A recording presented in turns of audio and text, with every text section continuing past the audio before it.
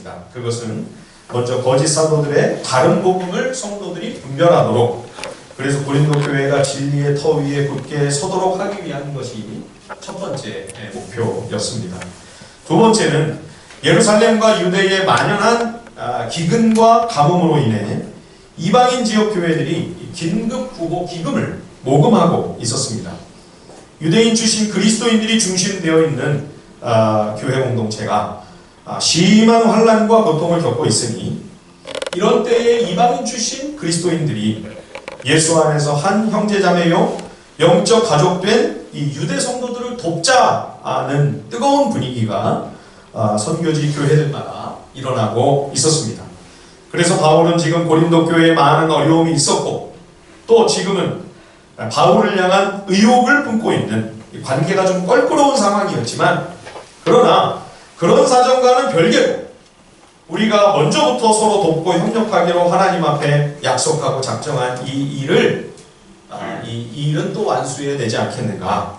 그래서 성도들이 계속 모금에 분발해 줄 것을 독려하는 오늘 말씀입니다. 먼저 우리는 오늘 바울이 이 일을 진행함에 있어 얼마나 조심스럽게 접근하고 있는가를 눈여겨봐야 됩니다. 물론 바울이 지금 고린도 교회 성도들과 굉장히 어려운 관계인 상황입니다. 거짓 사도들이 온 교회 안에 바울에 대한 음해를 일삼고 있는 상황이어서 고린도 성도들이 바울에 대한 오해와 의심의 눈초리를 일부 가지고 있었습니다. 그래서 바울이 더 조심스러운 것도 있지만, 그러나 이런 상황이 아니었을지라도 바울은 언제나 교회와 성도들을 대함에 있어 덕이 되지 못하는 그런 일이 있지 아니하도록 복음에 장애물이 된다든지, 또 성도들이 하나님을 만나고 주님을 더 깊이 알아가는 일에 혹시라도 방해나 걸림이 되지 않도록 하기 위해 언제나 신경을 많이 쓰는 그런 모습을 우리는 목격할 수 있습니다.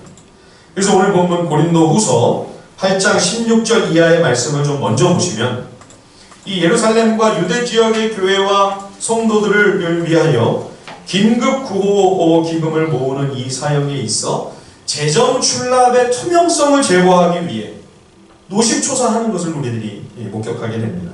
자, 20절 말씀 한번 보십시오. 고린도후서 8장 20절을 한번 좀 먼저 보겠습니다. 이것을 조심하면은 우리가 맡은 이 거액의 연보에 대하여 아무도 우리를 비방하지 못하게 하려 함이니. 여기 이 연보라는 말은 헌금, 이렇게 생각하시면 쉽습니다.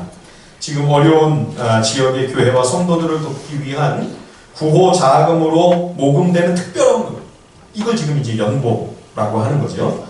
이런 재정을 취급하는 데 있어 어떤 시험이나 오해가 없도록 조심 또 조심하는 거죠. 바울이 그래서 직접 고린도를 가지 않고 일부러 디도를 보냅니다. 바울이 이 일을 혼자 다 관장함으로 재정 관리에 있어서도 또 어떤 문제가 있느냐, 문제가 있는 것이 아니냐, 이런 어떤 이의가 제기되지 않도록 이걸 혼자서 다 관할하는 게 아니라 여러 동역자들과 함께 객관적으로 선명하게 운영이 되도록 하는 거죠. 그리고 디도만 아니라 두 명의 형제를 더 보냅니다. 오늘 본문 18절을 보시면 그중 한 사람이 고린도 성도들도 잘 알고 신뢰할 수 있는 사람이었죠. 여러 교회에서 칭찬받는 믿을만한 충성스러운 일꾼이었습니다. 그리고 22절을 보시면 또 한 사람 보냅니다. 그래서 디도를 포함해서 세 사람이 고린도로 지금 파송이 되는 거죠. 이 긴급 구호 모금 사역을 위해서. 자, 우리 8장 21절을 다 함께 한번 읽어보겠습니다. 죄송합니다. 고린도후서 8장 21절입니다. 시작. 사람 앞에서도 선한 일에 조심하려 함이라. 하나님 앞에서는 물론이고 성도들 앞에서도 조금의 어떤 의심을 살 만한 부분이 없도록 하나님이 지금 기뻐하시고 하나님이 원하시는 선하고 거룩한 일이기에 더 삼가 조심하는 것을 우리들이 보게 됩니다. 좋은 일일수록 악한 사탄이 더 호시탐탐 노립니다. 하나님이 좋아하시는 일이 이루어지지 않아야 되기 때문에 그걸 방해하려고 노력합니다. 성경에 덕을 세운다는 표현이 있죠. 덕을 세운다, 덕스럽게 한다, 이런 말은 세상에서는 잘 쓰지 않는 표현이죠. 잘 우리가 들을 수 없는 그런 말입니다. 물론 세상에도 도덕이 있습니다.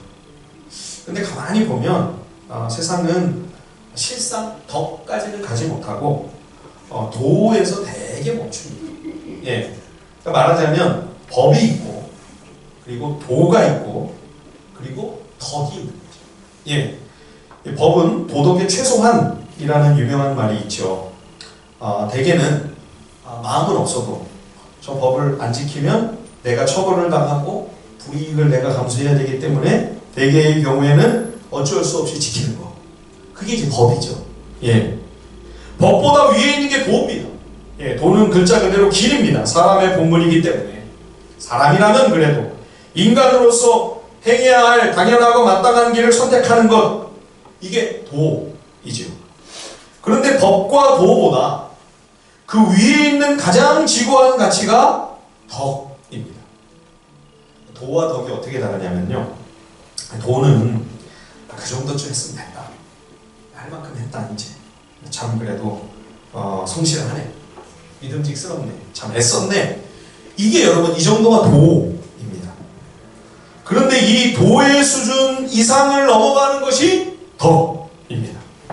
성경에서 예를 들면 바울 이야기가 나왔으니까, 바울이 고린도 교회를 세울 때 우리가 잘 아는 것처럼 이방인들이 유대인들과 같이 11조도 아직 습관이 안 돼 있고, 그래서 너무 연약한 공동체고 다 초신자죠. 믿음이 없고. 예. 그런데 이 믿음도 없는 연약한 성도들에게 헌금을 부담을 지우면 혹시라도 어떤 오해가 생기고 또 시험이 들어서 이 어렵게 출발된 이 믿음에서 떨어질까봐, 그래서 바울이 자비량으로 선교를 하고 목회를 하면서 교회를 세웁니다. 예. 아무리 그래도 똑같이 일을 하면서 선교를 하고 목회를 하고 설교를 하고 그것만 전념해서 해도 어려운 일인데, 그죠? 그 힘든 그 텐트 메이킹, 그 장막 깁는 일을 하면서, 그 과중한 일을 하면서 이 선교와 목회와 설교를 가르치는 교육의 사역들을 다 감당해야 되니, 그러지 말고 그냥 교회가 어려우면 어려운데요, 형편되는 것만큼 조금이라도 생활비를 교회로부터 받는다고 한들 누가 뭐라고 하겠습니까? 그거 잘못된 일이라고 하겠습니까? 그런데도 바울은 그 어리고 연약한 성도들, 우상숭배나 하다가 어느 날 하나님의 은혜로 교회에 들어와 아직 믿음이 튼튼히 자리 잡지 못한 그 믿음이 부족한 어린 성도들이 마음에 깊이 그 성도들을 배려를 하는 거죠. 예. 그래서 조금이라도 이들이 믿음으로 더 나아오는 데 있어서 어떤 거침돌이 되지 않도록, 어떤 일말의 오해의 단체도 주지 않기 위하여 자신이 스스로 손해와 어려움을 감수하는 그런 결단을 한 거지. 여러분, 이게 덕의 수준입니다. 그리스도인이 목표로 삼아야 할 영적인 표대는 법이나 도 정도가 아니라 여러분 덕의 차원입니다. 왜냐하면 우리를 구원하시기 위하여 하나님께서 예수 그리스도 안에서 우리에게 보여주신 사랑은 너무나도 기이하고 큰 덕이기 때문입니다. 하나님께서 여러분 왜 우리를 사랑하셔야만 할까요? 여러분 한번 대답해 보십시오. 하나님은 왜 나를 사랑하십니까? 왜 나를 구원하시고 나에게 생명을 주셔야만 됩니까? 여러분 이 질문에 답하실 수 있겠습니까? 옛날에 그런 찬양이 있었습니다. 왜 날 사랑하나, 왜 날 사랑하나, 왜 주님 갈보리 가야 했나, 왜 날 사랑하나. 참 이 찬양 많이 불렀습니다. 아무리 물어도 답이 안 나와. 왜 주님이 나를 사랑하십니까? 왜 구원해 주셨는지, 왜 나를 위해 십자가에 죽으셨는지, 여러분 혹시 답을 가지고 계신 분 계십니까? 저는 아직도 모르겠어요. 거꾸로, 그러면 여러분 거꾸로 하나님이 나를 사랑하지 않으시고 나를 버리셔야만 하겠다면, 나를 구원하지 않으시겠다, 나를 외면하시겠다, 여러분 그럼 그 이유를 한번 대보시겠습니까? 그럼 얼마든지 이유를 찾을 수 있죠. 예, 그 답을 하라면 저는 뭐 밤새도록 이야기하겠습니다. 그런데도 하나님이 나를 사랑하셨습니다. 나를 자녀 삼으시기 위해 당신의 그 귀한 아들을 희생하셨습니다. 여러분, 이건 법의 차원으로도 말이 안 되고요. 인간의 도를 완전히 훌쩍 뛰어넘습니다. 여러분, 사람이 이런 선택을 했다는 이야기 들어보셨습니까? 성경 외에 어디서도, 어떤 곳에서도 이런 사랑의 이야기를 저는 들어보지 못했습니다. 하나님께서 나에게 베푸신 사랑, 하나님께서 우리에게 내려주신 이 설명이 안 되는 이 놀랍고 신비한 은혜는 법과 도를 완벽하게 초월하는 위대하고 지고한 사랑입니다. 가장 고매한 법입니다. 그래서 이런 긍휼과 이런 자비를 누리고 있으니 예수 그리스도의 사람들은 이 땅에서 세상 사람들처럼 그저 법과 도 정도의 차원이 아니라 덕을 나타내고 덕을 세우는 것이 마땅하다. 네. 그 사도 베드로는 베드로전서 2장 9절에 그러나 너희는 택하신 족속이요 왕같은 제사장들이요 거룩한 나라요 그의 소유가 된 백성이니 이는 너희를 어두운 데서 불러내어 그의 기이한 빛에 들어가게 하신 이의 아름다운 덕을 선포하게 하려 하시니라. 예, 여러분, 오늘날 교회가 이렇게 손가락질을 받고 지탄을 당하는 이유가 무엇입니까? 우리는 하나님께로부터 어마어마한 사랑과 은혜를 선물로 받았는데 정작 우리는 이 땅에서 그저 법과 보호 정도의 삶을 겨우겨우 살고 있기 때문입니다. 그리스도인이라고 하면서, 믿는다고 하면서, 예수를 아는 사람이라고 하면서, 여러분, 그것은 믿음이 아닙니다. 그것은 신앙의 길이 아닙니다. 예수님께서 유대 종교에 가장 열심히 특심하다고 하는 바리새인들을 아주 심하게 꾸짖곤 하셨습니다. 바리새인들이 하나님의 율법을 가지고요, 덕은커녕 도도 아니고 그저 법 차원의 수준에 안주하고 있었기 때문입니다. 산상수훈에 제가 한 대목을 좀 읽어드릴게요. 마태복음 5장 43절에서 48절까지의 말씀입니다. 또 내 이웃을 사랑하고 내 원수를 미워하라 하였다는 것을 너희가 들었으나 나는 너희에게 이르노니 너희 원수를 사랑하며 너희를 핍박하는 자를 위하여 기도하라. 이같이 한즉 하늘에 계신 너희 아버지의 아들이 되리니 이는 하나님이 그 해를 악인과 선인에게 비추시며 비를 의로운 자와 불의한 자에게 내려주십니다.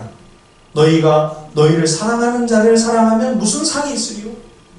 세리도 이같이 아니하느냐? 또 너희가 너희 형제에게만 무난하면 남보다 더 하는 것이 무엇이냐?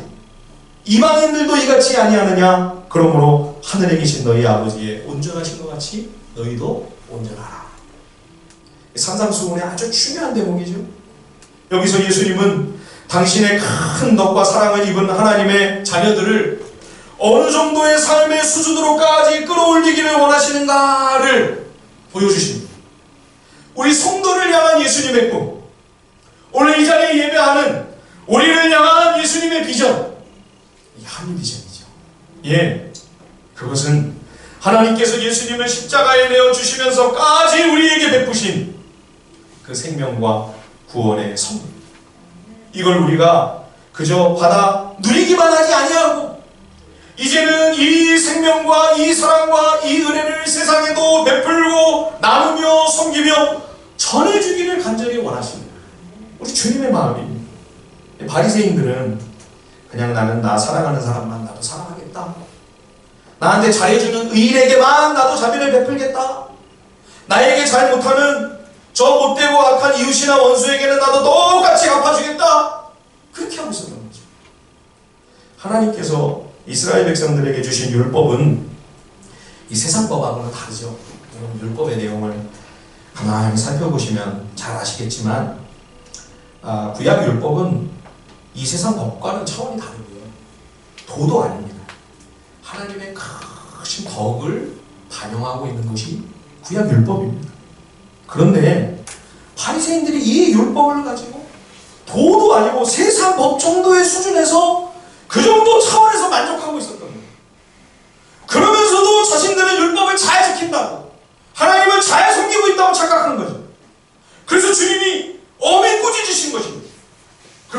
너희가 죄인이라고 손가락질은 세인이나 하나님도 모르는 너희들이 저주하고 개라고 무시하는 이방인들과 도대체 너희가 다른 게 뭐냐? 너희가 남보다 더 하는 것이 무엇이냐? 과연 이방인들도 세리들도 그 정도는 하지 않느냐? 사랑하는 성도 여러분, 우리가 바리새인처럼 신앙생활해서는 절대로 안 됩니다. 우리 신앙생활의 가장 큰 함정과 걸림돌이 우리가 신앙생활 잘한다고 하면서 바리새인 되는 거. 바리새인 되는 거. 이것처럼 위험한 일이 없습니다. 이것처럼 무섭고 두려운 일이 없습니다. 여러분, 교회가 바리새인 공동체가 되면 교회도 천국 못 가고 천국 들어가야 되는 사람들을 교회가 가로막는 것입니다. 교회 앞에 가장 무섭고 두려운 장애물, 우리가 깊이 유념하고 유의하며 신앙생활하지 않으면 안 되는 대목, 우리는 법이나 도 정도에서 멈출 수 없습니다.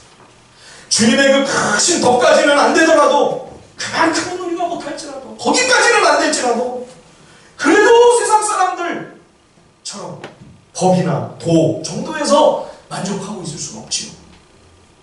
오늘 바울이 온 교회와 믿는 성도들 앞에 덕을 세우기 위해 한가림을 당하는, 노심초사하며 전전긍긍하는 이 모습을 우리들이 보면서 오늘 임직하는 우리 모든 임직자들과 또 우리 모든 저와 성도들이 다 함께 그리스도의 아름다운 덕을 나타내는 믿음의 길을 걸어가는 우리 하나님의 사람들이 될 수 있기를 우리 주님의 이름으로 간절히 축원드립니다.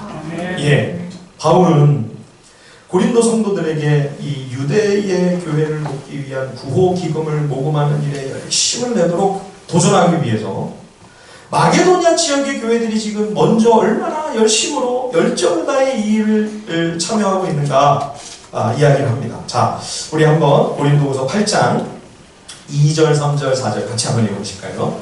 고린도후서 8장 2절과 3절과 4절입니다. 함께 시작. 환난의 많은 시련 가운데서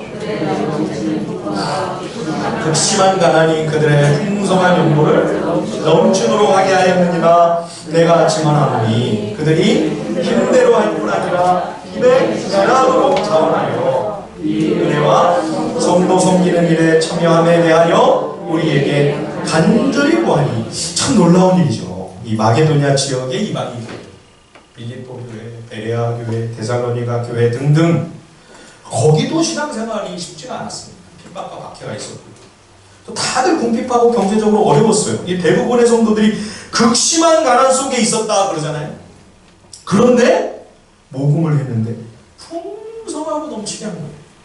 어떻게 이런 일이 있었나? 힘이 닿는 만큼이 아니고 힘에 지나도록 많은 헌금을 한 거죠. 그러니까 있는 것만 모은 게 아니라 빚까지 그냥 막 당겨가지고 이 많은 기금을 모은 겁니다. 우리가 헌금 드릴 때 매번 이렇게 할 수 없습니다. 이렇게 하라고 제가 또 여러분들에게 절대 격려하지 않겠습니다. 헌금 드리려고 빚내서 그것도 못 갚으면 덕이 안 되잖아요. 그러니까 그거는 성경적인 헌금이라고 할 수 없을 거예요. 그런데도 이 경우에서만큼은 마게도냐의 성도들이 이렇게라도 우리가 해야 된다라고 생각한 겁니다. 왜 그랬을까요? 왜 이렇게 무리를 해서까지, 누가 시켜서 한 것도 아니고 자발적으로 자원해서, 그렇죠? 이렇게 꼭 해야만 한다고 이렇게 생각을 했을까요? 그 이유가 뭘까요? 마게도냐 지역 성도들이 예루살렘과 유대 성도들에게, 이 유대인 성도들에게 큰 빚을 지고 있다는 거룩한 부담이 있었기 때문입니다. 복음이 예루살렘에서 시작되었습니다. 성령님이 그곳에 임하시고 교회가 본격적으로 출발해서 그 예루살렘의 복음이 유대와 사마리아로 마치 민들레 후시처럼 온 땅에 퍼져가게 된 것이죠.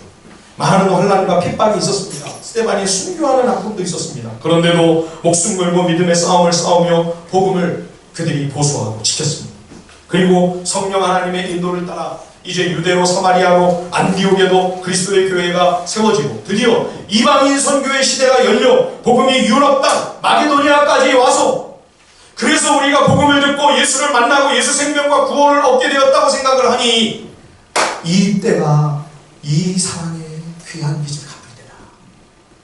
이때 아니면 어떻게 이 빚을 갚겠나?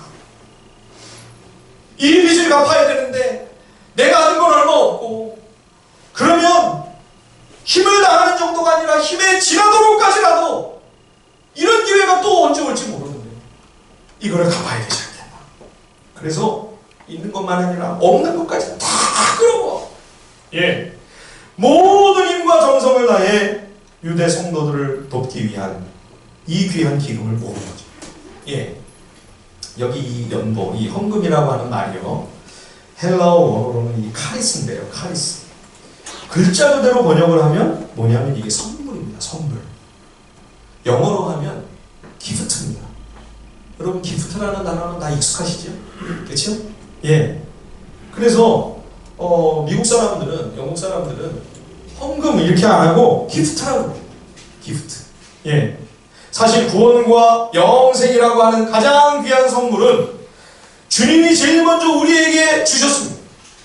예수 그리스도가 가장 귀하고 위대한 선물이죠. 헌금은 이 선물에 감사하고 감격하는 우리들이 하나님께 조그마한 것을 갚는 것입니다. 이게 우리가 드리는 헌금. 그리고 이것은 하나님께만 드려지는 것이 아니라 오늘 말씀에서 살펴보고 있는 바와 같이 많은 성도들에게 이것이 나누어지면서 큰 격려와 정말 고맙고 소중하고 눈물겨운 선물이 됩니다. 여러분 생각해 보십시오. 예루살렘과 유대 성도들이 이 선물을 이제 받아들고 마게도니아의 성도들도 본인들도 힘든데 본인들도 얼마나 가난한데 유대나 마게도니아나 여기에 지금 기근이라도 힘든 거지 사실 별 차이가 없어요. 그런데 이 거액의 이 모금을 해서 이렇게 이 선물이 그들에게 전달이 되었을 때 얼마나 예루살렘과 유대의 성도들이 감동하고 얼마나 감격했어요. 이 환난과 고통 속에 이런 선물을 모으기 위해 얼마나 애를 썼을까. 그래서 얼마나 힘들었고 얼마나 큰 위로를 받았을까요. 여러분 우리가 선교지에 선교리를 보내고 우리 선교사님들을 정성을 다해 협력하는 일은 그동안 우리가 진 빚을 갚는 것입니다. 여러분 우리가 얼마나 엄청난 사랑의 빚, 복음의 빚을 우리도 졌습니까? 그렇죠? 우리에게 복음 전하기 위해 그 귀한 선교사님들 오셔서 헌신하고 희생하고 그 젊은 나이에 병에 걸려 일찍 세상 떠나고 본인뿐만 아니라 배우자, 어린 자녀들까지 풍토병, 전염병으로 고생하다가 생명을 잃고 값진 대가지노를 하면서 이 땅에 복음의 씨를 뿌렸습니다. 씨를 뿌린 게 아니라 피를 뿌렸습니다. 피를 뿌렸습니다. 저들의 목숨을 바쳐 이 귀한 선물을 우리에게 전해 주었기에 우리가 생명을 얻었습니다. 구원을 얻었습니다. 이러나 이 민족이 이만큼 평강과 풍요를 누리게 되었습니다. 여러분 이제는 우리가 갚아야죠.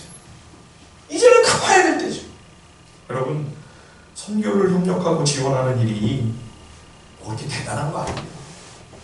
그거 뭐 칭찬받고 그런 일 아니, 당연한 빚 졌으면 갚아야죠. 그거 안 갚으면 나쁜 놈이죠. 그쵸?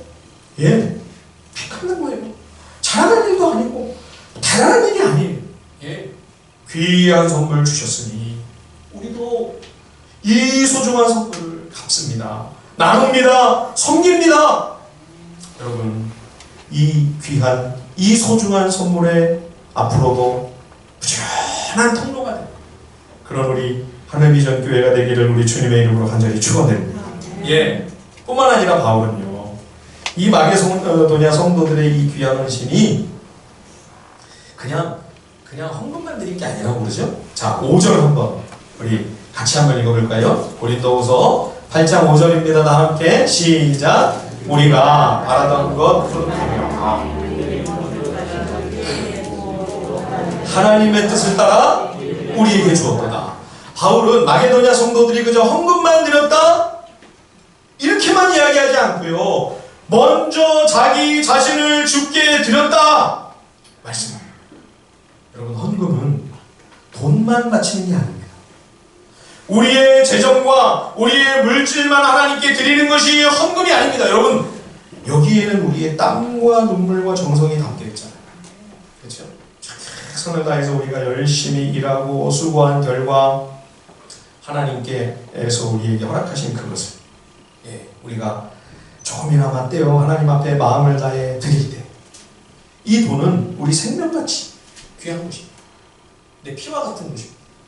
그러므로 여기에는 우리의 마음과 정성이 담겨 있습니다. 그러므로 여러분, 우리가 힘과 마음을 쏟아 이 헌금을 하나님께 드릴 때 하나님은 돈만 받으시지 않습니다. 하나님은 마음 중심을 받으십니다. 하나님은 먼저 우리를 기쁘게 받으시는 거죠. 예. 아벨이 제사 드릴 때 하나님이 어떻게 하셨어요? 아벨의 양만 받으셨어요? 아벨과 그 제물을 기쁘게 받으셨죠. 예. 가인의 제물을 왜 안 받으셨어요? 곡식이라 안 받으셨어요? 아니요. 가인과 그 제물을 하나님이 받지 않으셨어요. 가인을 받지 않으시니까 제물도 필요가 없는 거죠. 예. 바울은 우리가 그리스도인으로서 이러한 헌신을 하는 것이 너무나 자연스러운 일이라 이야기합니다. 왜냐하면 우리 구주 예수 그리스도께서 먼저 이 일의 본을 보이셨기 때문입니다. 자, 9절 우리 다 함께 한번 읽어볼까요? 고린도후서 8장 9절입니다. 시작. 우리 주 예수 그리스도의 은혜를 너희를 위하여 가난하게 되심은 그의 가난함으로 말미암아 너희를 부유하게 하려 하심이라. 예, C.S. 루이스라고 하는 유명한 변증가가 이런 말을 했습니다. 하나님의 아들이 사람이 되신 것은 사람이 하나님의 아들이 될 수 있게 하시기 위함이다. 하나님의 아들이 사람 되신 것은 사람이 하나님 아들 될 수 있도록 하기 위함이다. 흙먼지요 티끌에 불과한 죄인을 영광스러운 주의 자녀로 만드시기 위해 하나님의 아들이 먼저 진그릇과 같은 인생이 되셨습니다. 왕이신 창조주, 모든 것을 다 소유하고 계시는 가장 부유하신 주님, 이 땅의 어느 인생보다 가장 비천하고 가장 가난한 모습으로 세상을 찾아오십니다. 주님의 이러한 자발적인 가난, 자원하여 스스로를 비우신 이 자기 비하, 자기 비움을 통하여 주님이 우리에게 오신 것은 우리를 구원하여 우리의 인생을 가장 풍요롭고 부유한 삶으로 만들어주시기 위함이라고 바울은 선포하고 있는 것이죠. 여러분, 이게 기독교 정신이에요. 하나님께 매달리고 때를 써서 부자되게 해주세요, 성공하게 해주세요, 맨 이 세상의 복만 갈구하고 소원하고 염원하는 것이 기독교 영성 아닙니다. 여러분, 그것은 바알 우상 숭배입니다. 그런 것은 세상의 온갖 미신과 사술과 잡신들을 섬기는 사교에도 그런 탐욕과 욕심은 얼마든지 우리가 찾아볼 수 있습니다. 기독교 정신은 그리스도께서 나를 위해 그리하신 것처럼 그리스도를 본받아 사도 바울이 고린도 교회를 위하여, 그 성도들을 위하여 희생을 감수하는, 마게도냐 성도들이 고통당하는 유대의 성도들을 돕기 위해 힘에 지나도록 그렇게 수고하고 애쓴 것처럼, 예, 이것이 기독교 정신. 내가 다 누리면서 어떻게 줄 수 있습니까? 내가 조그만 거라도 나누고 베풀려면 내 걸 내놔야, 포기해야, 그래야 나눌 수 있죠. 그래야 섬길 수 있죠. 여러분, 이게 기독교 영성이에요. 예. 제가 최근에 매주 만나 책을 읽는 목회자 모임에서 참 좋은 역사책 한 권을 발견을 해서 참 우리가 잘 몰랐던 우리 귀한 조상들의 기록을 접하면서 제가 참 많은 도전을 받았습니다. 그중 한 분이 우당 이회영 선생이라는 분입니다. 초대 부통령을 지냈던 이시영 선생님의 형님입니다. 이 이회영 선생의 가족들은 1910년 경술국치로 나라의 명이 다하자 압록강을 넘습니다. 조선 땅에서 둘째 가려면 서러운 명문가였던 사만갑족이었습니다. 사만갑족이 뭐냐면 대대로 문벌 높은 집안의 뜻하는 말이에요. 우당 이회영은 오성과 한음으로 유명한 이항복의 직계 후손이었습니다. 그런 만큼 그 일가의 부와 권력은 엄청났습니다. 몇 대에 걸쳐 풍족하게 쓸 수 있을 만큼 재산이 많았습니다. 그러니 일제강점기에도 얼마든지 호의호식하며 지낼 수 있었겠죠. 편하게. 그러나 예수를 믿고 감리교 신자였다고 하는데요. 그리스도의 제자가 된 그리고 그 형제들도 다 크리스찬이 됐어요. 이분들이 6 형제인데 가족 회의를 그리고 재산을 정리하고 한반도를 떠나기로 결정합니다. 대의가 있는 곳에서 죽을지언정 구차히 생명을 도모하지 않겠다. 그래서 나라 밖으로 나가 독립운동 기지를 건설해서 이 나라와 민족을 우리 집안이 구하자 결단을 합니다. 급히 재산을 처분하죠. 일본이 혹시 눈치를 챌까봐 서울 명동 일대의 그 넓은 땅을 헐값에 금매로 내놓았습니다. 그 가격만, 그 헐값에 내놓은 가격만 처리한 그 재산만 지금 시세로 환산을 하면 그것만 해도, 그 명동 땅만 해도 600억이 넘는 액수라고 합니다. 남은 집 물건 다 팔았습니다. 이회영 선생을 포함한 6 형제와 식솔들은 만주 서간도로 가서 땅을 삽니다. 거기 집 짓고 학교 세우고 인재를 양성하고 독립투사들을 지원하기 시작합니다. 뿐만 아니라 본인은 물론 형제들까지 다 직접 독립운동에 투신합니다. 온 가족이 독립운동을 했던 거죠. 그래서 그 많은 돈이 3년 만에 바닥이 납니다. 이회영 선생의 가족들이 남긴 기록에 의하면 다 배를 고르며 고생을 했다고 합니다. 강냉이죽도 마음껏 먹지 못할 정도로. 정말 어떻게 생각하면 어리석게 미련하게 사서 고생을 죽도록 한 거죠. 그런데도 그리스도의 제자로서 나라와 민족을 위해 좁은 길을 가야 된다. 그리스도의 뒤를 따라 자발적으로 가난을 선택하고 자원하여 그 가시밭길을 걸어가는 거죠. 만주로 간 이회영 선생은 그 유명한 신흥 무관학교를 설립합니다. 이 신흥 무관학교가 홍범도 장군, 김자진 장군, 우리가 잘 아는 그분들이 다 여기 출신이죠. 운항은 결국 66세의 상해에서 일본 경찰에 의해 체포되어 모진 고문 끝에 결국 주님의 부름을 받습니다. 그 어마어마한 소유를 가지고 자손들과 그냥 편안히 지낼 수 있었습니다. 그러나 그리스도의 사람으로서 이 땅 이민족이 겪고 있는 고난 앞에 십자가의 길을 걸어가니 믿음의 길인 줄 알고 신앙인으로서 주님 앞에 부끄럽지 않은 인생을 살다가 주의 부르심을 받은 거죠. 이 우리나라 초기 그리스도인들의 삶을 보면 맨발의 성자 우리 최춘선 할아버지도 그렇고요. 지난주에 말씀드렸던 우리 한원중 원사님의 부모님들도 그렇고요. 이 우당과 이 6 형제들도 그렇죠.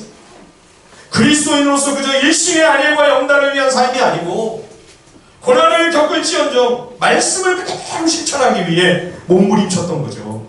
이 사람이 진정한 제자죠.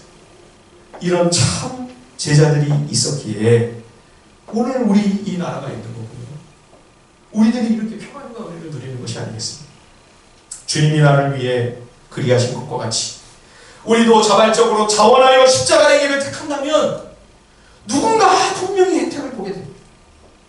그 걸어간 발자국, 발자취가 흔적이 희미할 정도로 보잘것 없을지라도 누군가에게는 반드시 그것이 값진 선물이 되는 것이죠.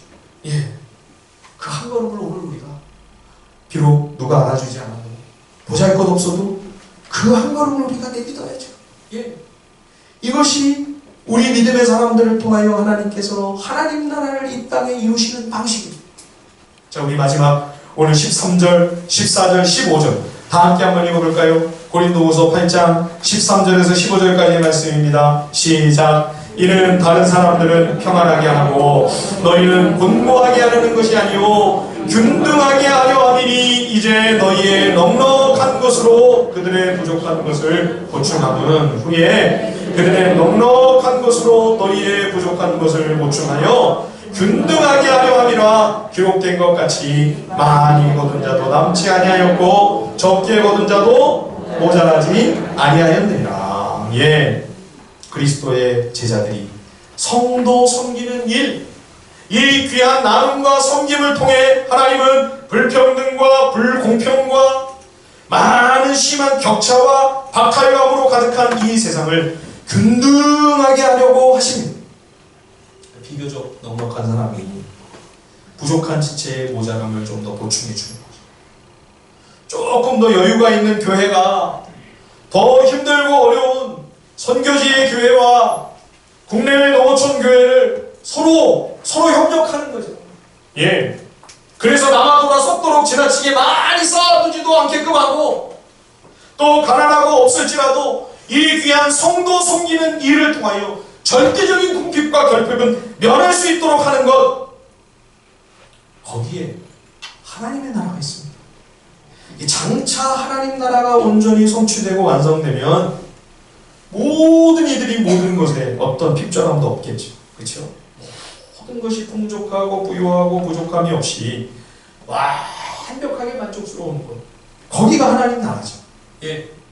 그런데 우리가 죽어서 가는 그 천국, 그 영원한 하나님 나라만이 아니라 지금 여기 이 땅 위에서도 하나님은 이 귀한 은혜의 선물을 받은 우리를 통하여, 이 귀하고 소중한 선물을 부지런히 남기는 이 성도 섬기는 일을 통하여, 이 귀한 나눔과 섬김을 통하여 장차 우리의 그 나라의 복과 그 은혜, 그 영광을 땡겨서 주고 우리들이 여기서 미리 맛보고 서로 같이 경험하도록, 예, 이런 일들이 더 많이 우리 가운데 있기를 주님이 원하시는 거죠. 그래야 사람들이 하나님 나라에 관심을 가질 것 아니겠습니까?